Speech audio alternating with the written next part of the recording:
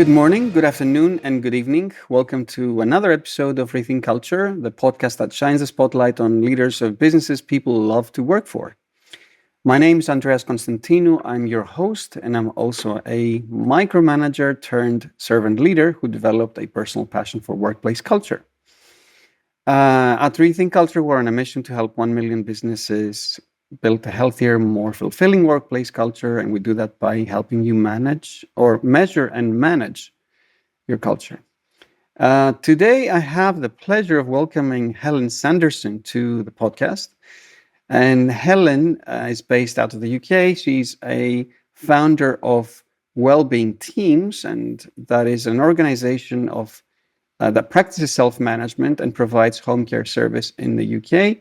She is also a TED speaker on self-management. She won the Guardian Business Award for HR and Recruitment with no HR team, and that says a lot. And she was recognized for her contribution to health and care with an MBE. And as a coach, she currently supports other organizations to improve the well-being and autonomy and psychological safety in their business. And in her personal life, she is a community ginpreneur, as she calls herself, which means she's a co-founder of a gin company that donates the profits back to the village of Rosneger in Wales. And she's also to play the ukulele. And we have a common cause with Helen. And now she was telling me she believes the workplace is lonely and miserable for lots of people. And I also believe this is something we need to change. Very welcome with that long intro to the Rethink Culture podcast, Helen. Thank you. I'm really pleased to be here. Thank you very much. So tell us a little bit about Wellbeing Teams to start with. And I'm also curious on what led you to create Wellbeing Teams. Thank you. I've been a consultant in health and care for most of my work.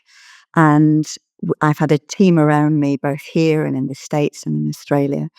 And my dad died, sadly, when he was 53, very, very young. And as I was approaching my 50th birthday, I asked myself, if I only had 3 years left, like my dad, would I be happy still doing what I'm doing now? And before that, I'd been part of Seth Godin's Alt MBA, which was quite a pivotal learning experience for me a while ago. And one of the people that I met there is a fabulous woman called Susan Basterfield. So we would have conversations every week, and she recommended books to me before Christmas. There's a word for it, Andreas. It's a word that means people who buy more books than they could possibly read in a lifetime. And I'm one of those people. So she recommended one of the books, and it was Reinventing Organizations. And I bought that and started to read it. And it was a jaw-dropping experience for me, as it has been for lots and lots of other people. Here was somebody articulating what I thought and believed, but couldn't express myself. So I worked with my team, and we moved to being a self-managed team, which meant that I gave up the role of being CEO. I gave up being mum to everybody. We moved towards more adult-to-adult relationships. So when I had that moment as I was approaching my 50th birthday, I thought, what if I got skin in the game big time? What if we could demonstrate that all the things we've been teaching people as consultants you could actually do in the real world, which of course is what we believe, but we'd never put it in practice. So that led to starting Wellbeing Teams, massively inspired by Bert Zorg in the Netherlands, doing equivalent work. We set up our first teams in Wigan, supported by another organisation called Making Space. And after 4 years, we were across the country. We'd supported, I think we had about 12 or 15 teams going at that time. We were working into the pandemic as well. But what we really learned is to have really innovative providers. We were a new provider. You need really innovative commissioners. And that at that time was not present in the UK. And that meant that ultimately we couldn't continue after 4 years. So a massive period of learning. In the UK, the regulators are called the Care Quality Commission. And we were the first organisation in adult social care to be inspected by them. And the highest rated inspection you can get is rated outstanding. And you're rated across 4 measures. And one of the measures is well led. So we were delighted to be rated outstanding by CQC. Only 4% of providers in their first year are Wow. able to do that. And we got outstanding for well led, and we have no managers at all. We had coaches, and I must admit, I was holding my breath to see whether CQC could embrace a different way of working without managers and still recognize that there's leadership there, but it's leader to leader. It's everybody as a leader rather than a manager in a bureaucratic way. Right. And Helen, what led you to that work in the first place? Caring for people, being in the health and care business. Um, was there something in your childhood or someone who influenced you to take that path in your life? I started off my career as an occupational therapist. I think really I wanted to be a doctor, but I didn't think I was smart enough to Mm, do that. And part of me probably didn't want to work all the hours that I know that doctors have to work. So occupational therapy felt like a kind of middle ground there. And part of me is creative and wants to make things, etc. And occupational therapy appealed to me because of that. But I was only 18 months into the role when I got quite frustrated with the boundaries of having to work in health in a particular way. So I moved from health to adult social care, and I've also worked in the charity sector. So I think my drive is essentially for social justice. So we really only work in health and social care, and that's where my passion is. Um, but now it's recognizing, as you said in the introduction, that most of us spend more time at work and with people that we work with than we do with our families or partners or friends. And if the relationships and the culture in work isn't great, isn't a place where you can thrive, the epic amount of loneliness in the workplace. And most of us associate loneliness stereotypically with older people living by themselves, but that's not true. It's also really present in the workplace, and misery is present in the workplace as well. So if I could shift the dial on anything, it would be, how can we make sure that disabled and older people and anybody who needs care has as much choice and control over their life as possible? But how can we in workplaces have that kind of choice and control and autonomy in the workplace? And in social care where we're working, we had a completely different view about relationships, the relationship between the person receiving support and the person delivering support. And we would talk about relationship-based care. And in organizations, I think relationship-based support for each other and focus on relationships in the workplace is really critically important. So I see the relationship between both of those, how we support people to have the best lives they can in their community, and how we support colleagues and teams to do their mhm. best work in the workplace. So I know you're a practitioner and you are very, very practical in your thinking. Like you have a set of frameworks you use, and they're all very actionable. Which is, as I was telling you before, it's not something I find often. Like people talk about, the principle of well-being and psychological safety and autonomy and all of these things, but you actually have a deck of solutions, actionable frameworks that you use. And I want to go through some of those, but before that,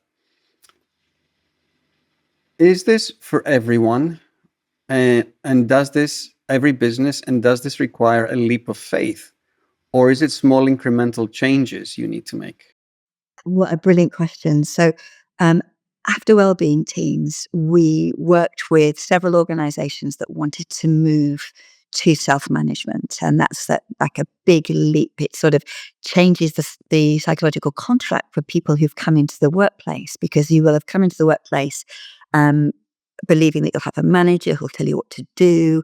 Hmm. And that's often likely to be a parent-child relationship.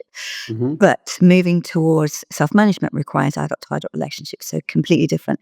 So one of the things that we learned to pay attention to right at the beginning of Wellbeing Teams is something that we call value-based recruitment, that makes it really clear that you're coming into a workplace that has a very different way of working. So I think starting recruitment is critical.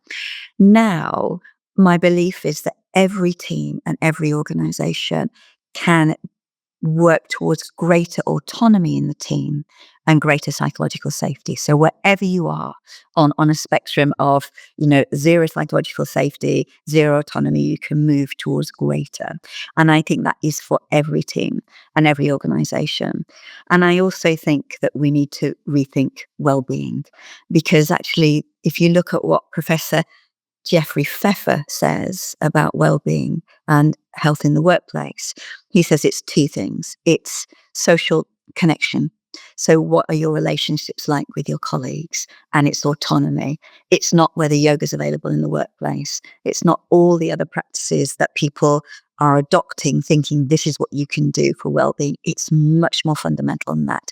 It's what are the relationships that you have with the people around you, making sure there's nothing like bullying and harassment. But have you got psychological safety that means you can thrive and be your whole self at work? And what autonomy do you have over the way you work and how you work? So those are, for me, and research backs up, the two pillars of well-being, which is not typically how we see it. So I want to dive into some of your frameworks and thinking. So team agreements is one. What are they and how do they work? Thank you. So I'm a big fan of Brené Brown. I'm actually one of her trainers.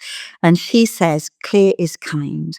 And it's absolutely critical for team members to know what's okay and what's not okay in how we show up together, our behaviors, for example. So for example, when you're recruited for a particular role. So the questions that you'll get asked in interview will be around your experience that demonstrates you can do that role.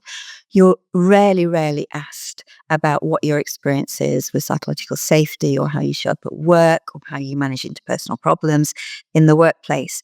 So the work that we're doing now is introducing team agreements, which is a set of statements that are co-created by the team based on each individual's personal experience and their experience in the team. And they are behavioral statements. So, for example, one might be that we talk to each other, not about each other. And if we have an issue, we talk directly to the person. Now, you might have that as a team agreement. But what we've also learned is two things: how they're constructed, so how you develop them in the first place, but then even more importantly, how you implement them. So in terms of how you develop them, so if we were doing them together and we were in a team, we'd start off by looking at your work history. So I'd invite you to consider 3 of what you might describe the most prominent roles in your life, and ask you what worked about each of those roles and what didn't work about those roles. And then say, what team agreement would you like to suggest to your colleagues, which would mean that what has gone well for you in your previous roles are more likely to turn up in this team, and what hasn't worked well for you in previous roles is less likely to work in this team. So if one of your negative experiences or more difficult experiences in teamwork might have been being micromanaged in the team, and I mentioned that because you introduced that so beautifully at the beginning of the podcast, then it would be what team agreement would make it less likely that you would feel micromanaged by your manager or others in the team. And you might come up with some suggested ways of working around that. So we start off with your history, and then we start off with what's going on for you now.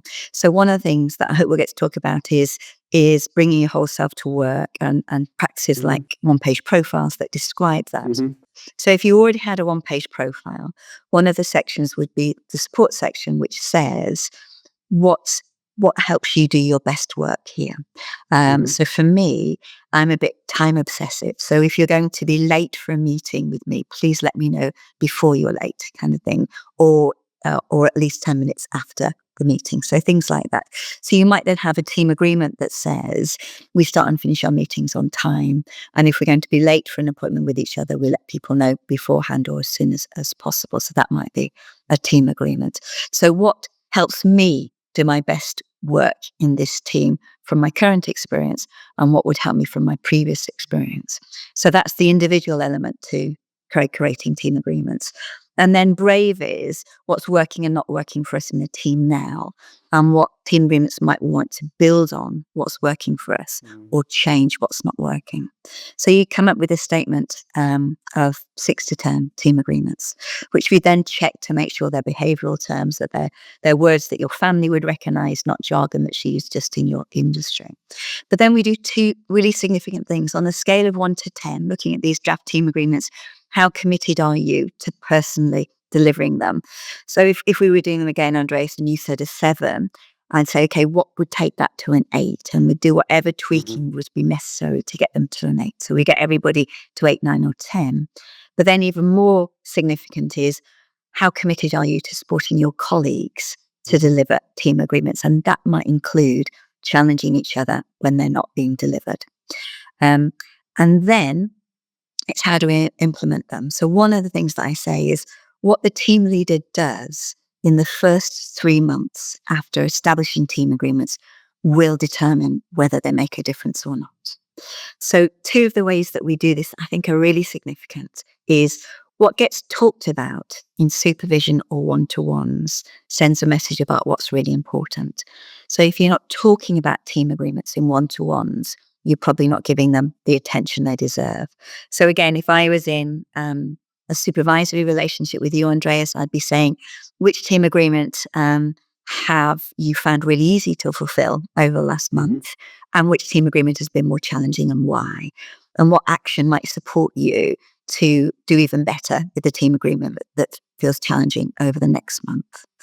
And in team meetings, we would practice team agreements, so living them. So back to the example that I gave you before of we talk to each other, not about each other. We might have a scenario that says, okay, Andreas, let's imagine you are making yourself a coffee. You're in a room that's your coffee area with other team members. You can hear 2 team members talking about another team member and it sounds disrespectful. What do you do? So if we're in a team together, we might ask everybody in the team what you do in that situation. So you might say nothing because I'd feel like I was eavesdropping and that would feel really uncomfortable. Another team member might say, I'd tell the manager because it's their job to do that kind of thing, not us. Another team member might say, I don't know, I'd feel pretty scared and I wouldn't know what to do. So we'd hear everybody's responses. And then we say, what would we agree together is the best way to address that situation if we're truly living our team agreements? So it might be that you might say something like, I can hear you talking and the tone sounds like it might be being disrespectful about another team member, which is outside of what we've agreed together in our team agreements. Could we have a conversation about that? So we practice what would be an authentic and courageous conversation to have with each other in relation to that team agreement. And I think that does 2 things. If I'm in that situation, I might feel bolder to say something. And if I'm the kind of person that might slip into that behavior, I might be less likely to do it because I might be more aware that I'll be called out for it. So it's not just having a great set of team agreements, it's how they're implemented. What are some of the mistakes you've seen leaders making that have sort of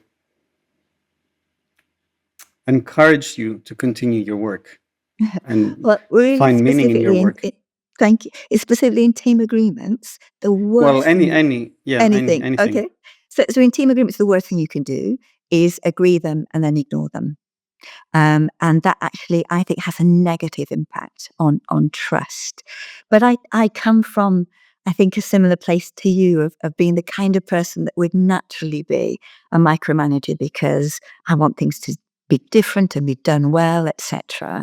And as I said to you in our conversations, I felt like I was mum in the team. So I had fingers in every pie. People came to me with their problems. I try and sort them out, but I'd feel ultimately responsible for everything. So the challenges that I see other managers doing are exactly the ones that I've done myself, which is trying to do everything to everybody, trying to be in control of everything, trying to engineer everything. So I think stepping back from that, it would be, can we pay as much attention to the relationships between people and how we want that to be as described in team agreements and make sure we're really focusing on that. Can we support each other to bring our whole selves to work, which of course it embraces diversity and inclusion, but is a way that we can all show up as our best authentic selves and go as far as how do I want to grow and develop in the workplace? What opportunities can I seek or be provided that helps me stretch my growing edge and develop? And as you won't be surprised here, we have practices around that as well. But I think one of the dangers is people can sometimes think you can either really focus on psychological safety or you can focus on autonomy and getting the job done. But I think both are equally important. So can we use practices like confirmation practices to help people reflect on how well are you doing in delivering your role and where do you want to improve and grow, as well as how well are we showing up with each other in relationship and supporting each other to do our best work. Tell us more. What's a confirmation practice? Oh, this was mind-blowing for me, developed by Andy Brogan from Easier Inc. And it's a way of, again, shifting from that parent and child mentality that in supervision or one-to-ones, the expectation is your manager gives you feedback on how you're doing and tells you how they want you to improve versus I reflect on how I think I'm doing. I give myself a score of 1 to 5 on each of those. And my manager or my line manager coaches me to come up with an action myself about how I want to improve in my role. So a lot of what I've been doing is taking job descriptions. So I don't know if this is your experience, but for lots of people, they haven't looked at their job description since they took the role. Their job Right. might look very different to how they're working Right. here. And they're only used if there's a dispute. If there's an HR issue. Right. So Totally. if you're not using your job description to know how well you're doing your role, what are you using? So what I've been doing is taking people's job descriptions and deconstructing them into roles. And each role has got a role name, the purpose of the role that links back to the purpose of the team or the organization, what you'd see me doing on a daily, weekly, or monthly basis to deliver that role, and what does good look like. And can you imagine what it'd be like if these were part of recruitment? That not only do I have a long list of what the job is, but it's what would I actually be doing? What would you see me doing on a daily, weekly, and monthly basis to Right. deliver this role? And what does good look like? So I think we could see a golden thread from recruitment. This is what you recruited to do. Induction, we make sure we train and support you to deliver each of those roles really, really well. End of probation is checking that you are confident delivering these roles and we've seen you delivering these roles. And then one-to-one is how do you continually get better at delivering each of those roles? So it's a so you might have 6 to 8 statements that if we were doing one-to-ones together now, Andreas, I'd be saying, we do a feelings check-in. So you tell me how you're feeling. And then I'd invite you to spend 5 minutes rating yourself. It only takes 5 minutes rating yourself 1 to 5 on each of your roles. And then I'd say to you, which role do you want to focus on? This is often the one with the lowest score. And you might say, my operational management performance around reporting. And I'd say, what did you score yourself? And you might say 2. And I'd say, why did you score yourself like that? And how does it feel? And you might say, it feels really frustrating because I'm not reaching the targets that I really want to reach. Then we talk about who else this matters to. So you might say senior managers and my colleagues. What would success look like from their perspective? They'd be getting their reports on time with the amount of detail they need. What would success look like from your perspective? And you tell me that. And then what are your ideas about actions you could take forward to improve your score from 2 to 3 next time or even more? And you would say, well, I've got 3 ideas, that this, and this. Which idea do you want to take forward? You'd say what your idea is, what could get in the way. You would think about that and say, possibly this. What support do you need from your team or others? And how can you ask for it? And then, how can you share your action with your team? And honestly, all of that takes 20 minutes. So after 20 minutes, you would have a clear, smart action that would take you closer to the role that you didn't think you were doing your best at, which is completely different to me saying, Andreas, I'm worried about this because your reports aren't been in time. I'd like you to improve that the next time we meet. Will you do that? Utterly, utterly different. So that's what confirmation practices are. But not only can you use them for your role, you can use them about team agreements. So if your team has team agreements, what we simply do is take a restatement from team agreements. For example, We talk directly to each other if there's an issue. So it'd be I talk directly to my colleagues if we've got an issue, not about them. And again, if you were my manager and you were doing team agreements confirmation practices, you'd say, Helen, look at your team agreements. Please rate yourself on 1 to 5. And then let's look at the one you want to work on. And I might say, and then you'd say, which one have you scored yourself lowest on that you want to work on today? Mm-hmm. And I might say, it's talking directly to people because I had a situation last week and I dodged a courageous conversation, which I should have had because I felt anxious about it. And then we go through exactly the same process. What are our ideas for getting better at it? And I would say, I need to practice using compassionate communication in that situation. I've got a colleague who's not the person that I need to have that conversation with, who I think I can practice with. My action is to set up a 20-minute session with her to practice using compassionate communication around that situation. I'll keep it anonymous. And then I'm going to make an appointment to speak to this person next week as well and be brave enough to have that conversation. So it changes the relationship from your manager telling you, this is the areas you need to work on. This is your performance based on my superior judgment. Yes. To helping you be more self-critical. Yes. I hear there that, before you would feel psychologically unsafe and guarded, like, Brené Brown uses this 10-ton shield analogy. So you'd have your shield up front. Yes. Yeah. And probably either confront the manager on the spot or maybe later ask at the end of the workday with your family and say, they told me this and this and that, and they don't understand X, Y, and Z. Yes. But Yes. it completely changes that into a relationship and forces the person to be critical about themselves in a way that they feel safe about. Yes, and I think I probably use the term self-reflective. So I can reflect on how well I think I'm doing. Because actually, when I was not an occupational therapist and managed by a head occupational therapist, I would work very hard to game the system because I knew how she felt about me would determine whether I was successful and whether I'd be promoted or not. So I would work very hard to make sure I was seen in a good light by her and maintain that. So this is completely different because I'm reflecting on how well I'm doing and I'm not doing it in a way to impress you. And research also about goal setting says that people are much more ambitious setting their own goals than they are their manager or somebody else giving them a goal. So it enables me to reflect on the whole of my work, my roles and how I'm doing. But also if you're seeing something that I'm not, outside of the so the one-to-ones that I have are usually an hour and a half once a month. And the first half an hour is confirmation practices. And then the second hour, the question I ask you is, what's getting in the way of you doing your best work?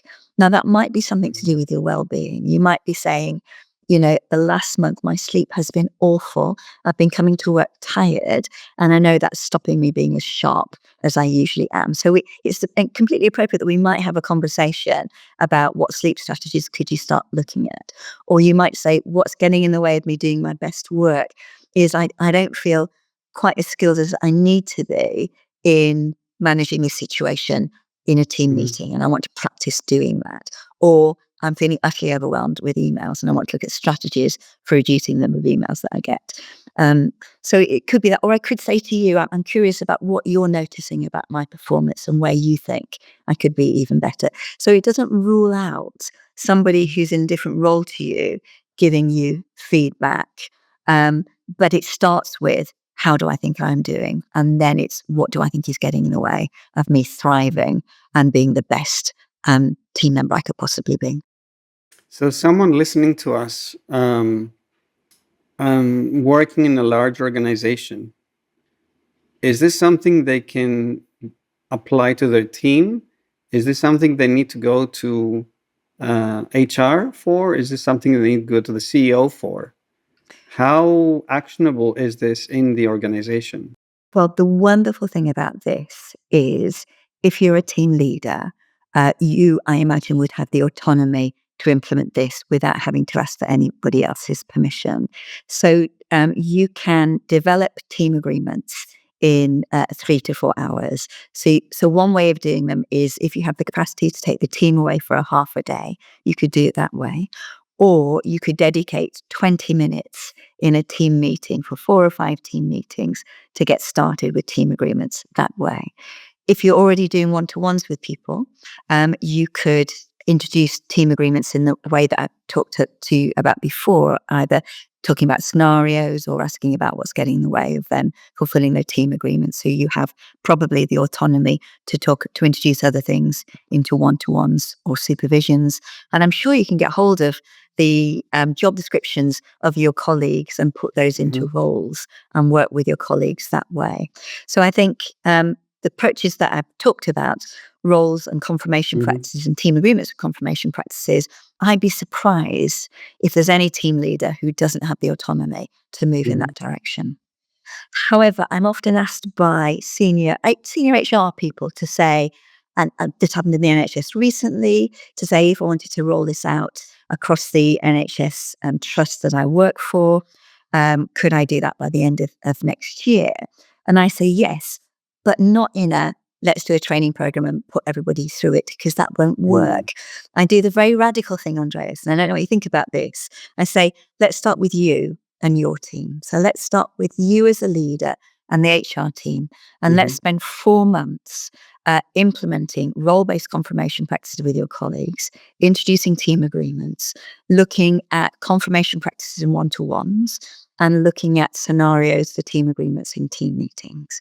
Because after 4 months, you'll be able to talk from personal experience about what it's like to do role-based confirmation practices, the difference you've made in your role as a result of that, how your team is embracing or challenged by team agreements, and how you're implementing them. And then assuming that your colleagues have direct reports working to them, it's then how we support your colleagues to implement team agreements and role-based confirmation practices with their direct reports, given that they can talk from experience and they can talk in one-to-ones about how that's going. So I know we've talked about top-down change being a bad, awful thing, but I think this is a way that top-down change demonstrates leadership and authenticity. And you only invite people to do what you've done yourself. Absolutely. And I love the passion the passion and energy and like the stream of energy you have when you talk about all of that, because it's not just your work. I'm sure the impact to the people is very tangible and substantial. And I want to ask about your personal journey, Helen. So, how hard was it for you to let go of the mum role when it's the first time you tried it in your own company? Oh, well, when I first read Lalou's work, and he talks about the 3 things that you need for self-management. So, evolution, purpose, TEAL, not self-management. So we wanted to move towards TEAL, which requires self-management, evolution, purpose, and bringing whole self to work. So as a team, we'd been introducing one-page profiles in our work for a long time. So I was going, whole self to work, tick, we've already been doing that. Purpose, yeah, we've watched Simon Sinek's TED Talk. We all know about purpose. I can quote you our team purpose. So I was going, self-management, how hard could that be? And I thought it was like adding an app onto your iPhone. Here's one extra thing that you can do. But I was so wrong. It was changing the whole operational system. It just changed everything. It was personal development that I was unprepared for, changing the way that I thought about leadership, changing the way I thought about my role and how I showed up at work. It was really, really different and difficult. And we used holacracy as the model for work. But now it's amazing because I nobody hints or drops hints about things. We ask directly for what we need and want. We, as a team, use what's also called nonviolent communication or compassionate communication. So that means we pay attention to what we're feeling and asking for what we need. So our feelings language is really, really important to us. But the downside, Andreas, it makes me really intolerant. I don't think I should say this, but things like I get really frustrated and intolerant with people who don't ask directly for what they need, who beat around the bush and hint and drop hints. And I just want to say, no, please just ask me for what it is you need from me or I can help you with. So has changed everything about my interpersonal relationships, not just at work, but at home as well. And although, I joke that it makes me more intolerant, it makes me more empathetic as well. So Mm, one of the things that we've been learning in, both in Brené's work and interpassionate communication is empathy guessing and trying to spot what people need and making suggestions and checking out whether that's right or not. Whereas as an occupational therapist, I went into OT because I like to fix things and I like to help people, change their lives and stuff. So my natural default when I hear something is to, I can help with that. I can fix it. I can give you an advice. And I know from Brené's work, that's an empathy miss. So for you to say, I feel really frustrated about X, Y, and Z. What I would have said is, why don't you try this, this, and this? And what I've done in my life is this, and that might help you. mhm, Instead, I'd go, that sounds awful. I can tell how frustrating you feel. mhm. And you also look a bit down as well. I'm wondering if you need, to look at solutions now, or you just need to offload what's going to work best for you. It's a completely different way of showing up with my colleagues, showing up in my personal relationships as well. So it's changed me as a person, in how I am in my relationships and how I think about my development and growth. And I think my deepest ambition for work is that it's a place where we don't just have well-being, but we have well-being in its true sense. Great social connections, great relationships. It's not lonely anymore. It's not miserable, that we support each other and challenge each other. Mhm. But it's also a place of personal growth and development in the workplace, and that we go to work to grow and evolve as humans, as well as deliver a great service to other people. I'm reading this book by Charles Duhigg, Super Communicators, which is about how, the magic and power of communication, and part of that is listening. And he says it's important when you talk to a person to ask either the person or yourself the following question: does that person want to be hugged? Does that person want to be heard? Does that person want to be helped? So, do they want a solution? Mm. Do they want to be hugged? So, just emotional support, or heard, which is it's a social kind of Mm. context and conversation. And he says we need to be very mindful. And myself, like being an engineer in my head, I'm jumping always to help Yes. others. And I do this with my wife a lot. And, she often wants emotional support, or just she wants to be heard and nothing else. But it's a great question to ask when you're listening. You're What does absolutely the other right. person really need? Yes, yes. And that's the essence of nonviolent communication or compassionate communication. And it's not that we're arrogant enough to know what the other person needs, but we can make a guess and check out. So sometimes, and I'm the mother of three daughters, and sometimes one of them will say, "Oh, Mum, I've had such a miserable time," kind of thing, and I can say, "Well, that sounds really awful. Do you just want to offload it to me, or do you want us to come up with solutions together? What, how can I help?" Rather than going for straight into Yeah, solutions, yeah, kind of yeah, thing. So yeah, yeah, yeah. checking out with people, what's the most helpful thing that I can do right now? Yeah. I think is beautiful, rather than assuming that we know. Mm. Helen, as we're closing towards the end of the podcast, um, what do you think leaders who are not intentional about the well-being or the autonomy of their employees, what do they think to rethink? What do they need to rethink? I think the big thing that I'm now focusing on is, we all know health and safety at work is really, really important. You will be trained on it the minute you join a job. There will be all sorts of metrics to make sure it's in place. I think psychological safety needs to have the same degree of importance in the workplace as we Mm, have applied to health and safety in the workplace. So can we do two things? Can we pay attention and support each other to do our best work in relation to our roles? mm, And can we create team cultures that embrace psychological safety? But can we do both? And that means we interview for both. We support each other with both.